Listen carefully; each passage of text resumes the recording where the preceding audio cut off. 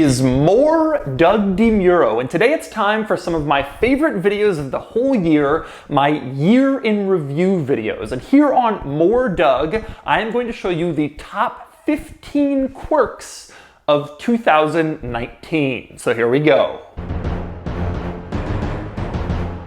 Now, before I get started, I want to mention there is an end of the year video going up on my main channel right now where I give out this year's Doug Awards. Basically, like the best car I reviewed this year, the worst car I reviewed this year, the best bargain of the year, that kind of thing. I will link that video in the description below and you can check out my Doug of the Year awards. But here, we're going to talk top 15 quirks and features. Now, I also did this last year, and I'm going to link last year's top quirks and features in the description below as well.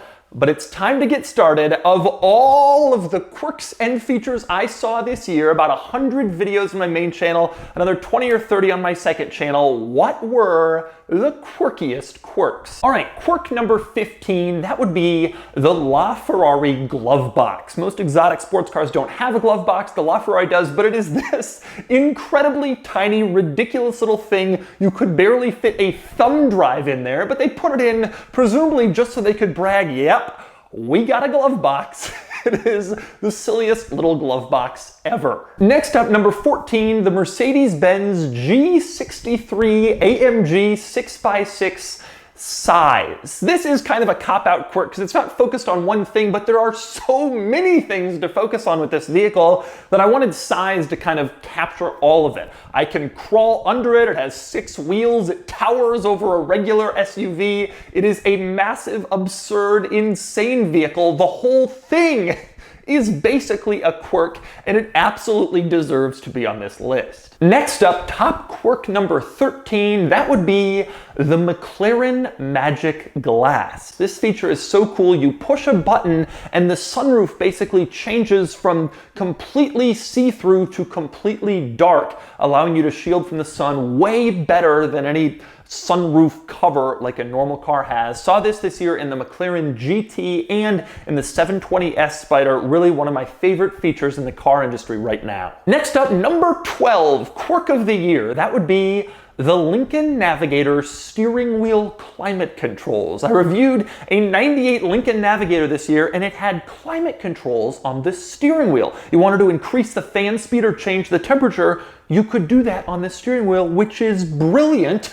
Why don't other cars have this? Why did they get rid of this feature? This is such a great idea. Instead of just having steering wheel volume controls for the stereo, this thing has it for the climate controls too. It is so smart. Next up, the number 11 quirk of the year is the Porsche Taycan charge port door, which is just ridiculous. You slide your finger over this little black piece next to the charger and the door opens so you can stick the charger in. Most cars with charge port doors, they just open like a regular fuel door and it's boring, but not this car. By the way, I found out something really impressive about this later because a lot of people said, well, this won't work when there's snow and ice. It turns out that if it detects snow and ice, it will like shake back and forth in order to attempt to clear the ice off, and then it will open, which adds to the quirkiness even further. And next up, the number 10 quirk of the year, that would be the Maybach S650 Cabriolet bags.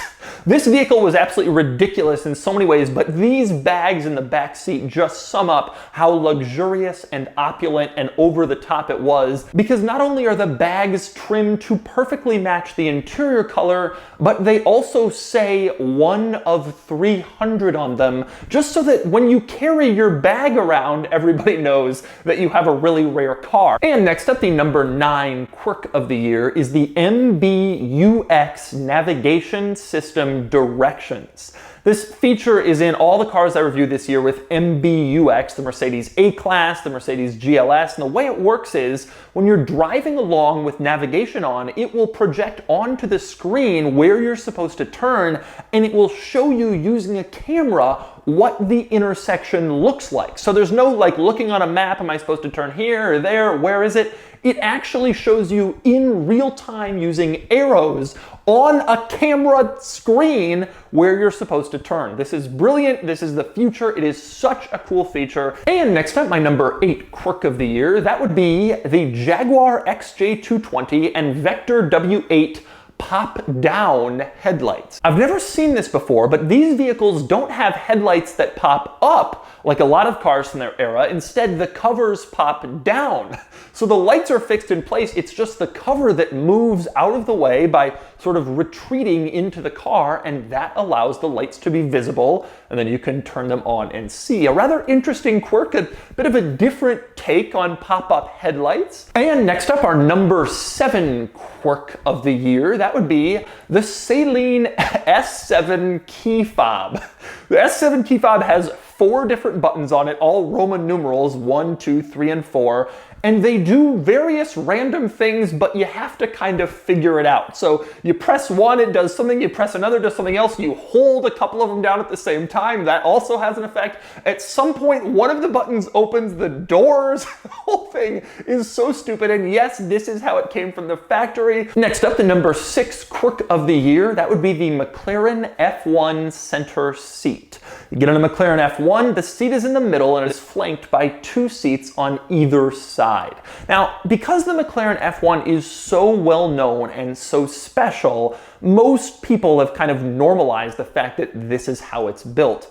But it's insane. If you really think about it, a center seat in a road car that isn't extra wide or extra anything, it's amazing. It's such a cool piece of design, absolutely amazing engineering that they pulled it off. All right, so now we're in the top 5 quirks of the year. And number 5, easy one, the Toyota Century tape recorder. At the beginning of this year, I reviewed a Toyota Century, which is like the ultimate Japanese luxury car. It's like the Japanese Rolls-Royce, and it had some amazing features in it. But by far the best, there is a rear seat tape recorder in the armrest. So you're a very important business person, you're being driven around, you sit in the back, and you can record what your thoughts are, or you want to record a document, whatever, you can do it on your built-in in-car tape recorder.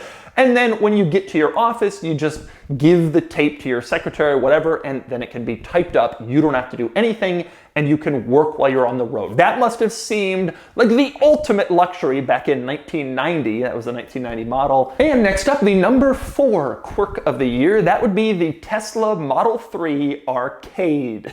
This I find to be so cool. This feature allows you to play video games in your Tesla Model 3 while it's parked. You can play Asteroids or Pong or all sorts of other different games. There's even a racing game like Mario Kart, except with Teslas, and you can play this in your vehicle. And it's just proof that Tesla is more fun than the other automakers. Everybody else is so serious, they would never do any of this.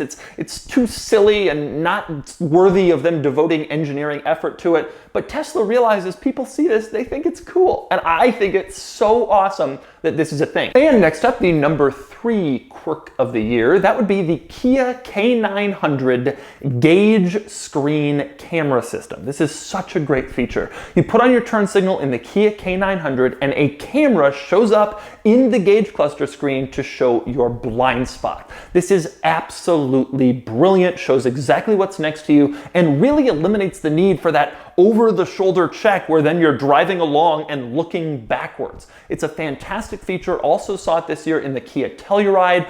All cars should be adding this equipment. Brilliant that they came up with it, and I really, really like this idea. And next up, the number 2 quirk of the year goes to the McLaren Senna water bottle. Folks, just in case you don't remember my McLaren Senna video, let me give you a little refresher on this. In between the seats in the McLaren Senna, there is a little canister, and you can hook up a tube to this canister so that you can put it in your mouth and then you can drink from it. Now, the thinking here is that way you're on the racetrack, you won't have to like reach around for a water bottle, pick it up, drink, and put it back down. You can just while you're driving around, and that makes some sense. For a track car, that's how race cars have it. totally makes sense, and I think it's relatively reasonable. What isn't reasonable is the cost. In order to add a water bottle and a tube, McLaren charges $6,700, a $6,700 water bottle